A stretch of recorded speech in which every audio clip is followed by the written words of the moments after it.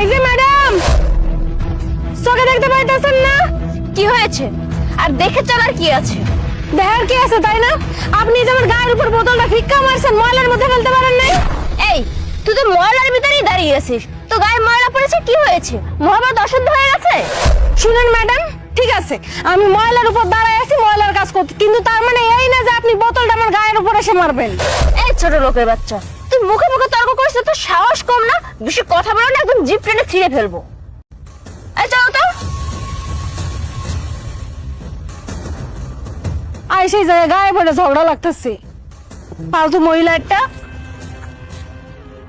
আরে মালটা জুতা পাইছি তো, জুতা টুতা সিলাইলে পরে যাইব।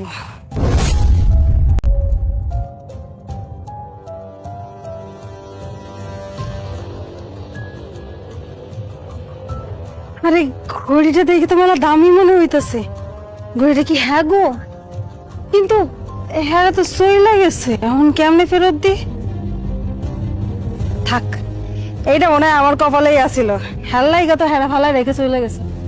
অন কত সময় আছে, এখন খুঁজে ঘড়িটা দিমু, বাড়ি লইয়া যাই। জুতাটা কই?